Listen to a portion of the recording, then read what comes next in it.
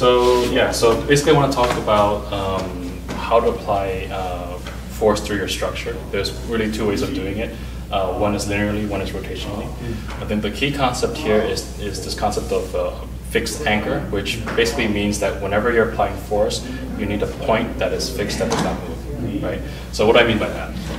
So most people, when they apply force like this way, like I'm going to resist you and you're going to try to apply force. Yep. And what you're going to notice, just keep trying. No, try harder than that. Not your tiptoes. Yeah. Right? But what I want you to notice, keep doing, is as you're applying force, there's a lot of wiggle room. There's a lot of wobbliness, right? So try harder. Don't cooperate with me. Okay. Right? There's a lot of wobbliness, right? Yep. And what that means is that it's as if, what's the best way to explain this? So ideal situation, right? With a perfect root. Yep. With a perfect root, when you apply force, you apply force against an immovable object, which is the wall, right? It's rigid, it does not move. And so even if I were to resist you, if you imagine yourself pushing against the wall, right, instead of coming out to push me, go ahead, right?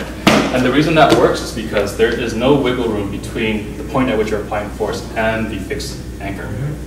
Make sense? Yep. Right? On the other hand, if you're applying force and you allow this to wobble, right, it works much less well. Right? And with most people, when they try to apply force, like you were doing before, there is no fixed point. You're basically you break here, you break here, you break here. It's as if you're a series of hinges, right? Ball and socket joints. And it's really hard. So even if you don't purposely try to move or wiggle around and just try to imagine you're pushing a car, right? There's still a lot of wiggle room, right? So in order for you to actually apply force effectively, at least in the linear fashion, we'll talk about rotation, but linear fashion, you have to imagine that you have a reference point, a reference anchor point that's solid, and when you're applying force, it's rigid.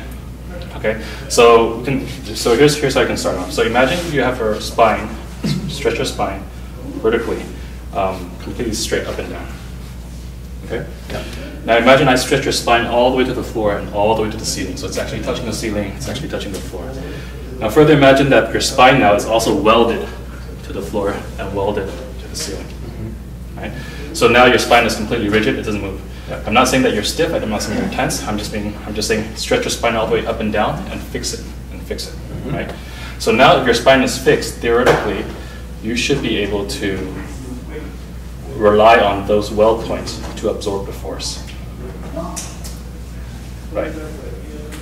Right, okay? Now, when you're pushing me, instead of coming out to push me, imagine you have your fixed spine, which is welded to the top and bottom.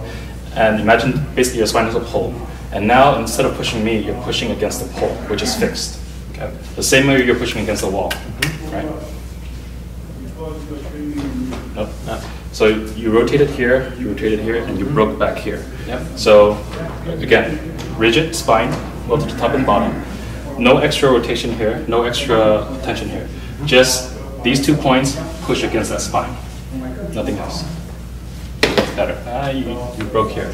Yeah. So again, stretch more. So as much as you're stretching, imagine I stretch even more. So it's all, Okay, now before you push against me, I'm touching you. Stretch again. Okay. Now, right. Yes. Better. Okay. Get the idea? Yeah. So you have to almost settle into it first without. Right.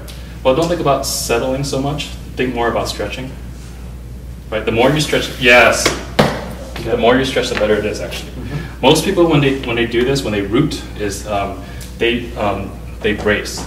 So basically, the idea is that you imagine that you're structurally anchored to the floor, and you try to brace the power this way. So if you try to do that, it works. It works directionally. Go slow. So I'm pushing against you and brace against the floor. It works fine if the direction stays the same, but if I change it a little bit, right? Now on the other hand, instead of bracing, imagine stretching your spine again. And no matter how I'm pushing you, just keep that spine fixed. Slow, go slow. super slow. And push against the spine, just go really slow. Right, and I'll change direction slightly, and you'll find that you still can somewhat adjust. Now you're changing, so now you're torquing, right? Yeah. So again, nothing moves, close your eyes. Yeah. Close your eyes. Okay, and I won't touch you until you settle down.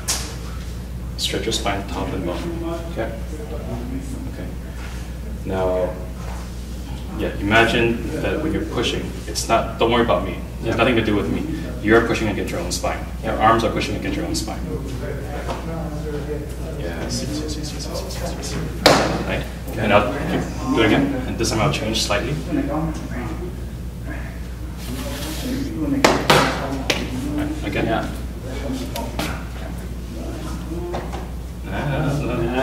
You lost it. Remember, fix the spine and then push against the spine. Don't worry about me. Yes, yes. You still need to connect to the floor. You still need to connect. Yeah, with your feet, yeah. But visual, I mean, the intent is don't worry about your feet, don't worry about your body. Just connect top and bottom and keep that rigid. Right? Of course, when you get good at this, so you do to me.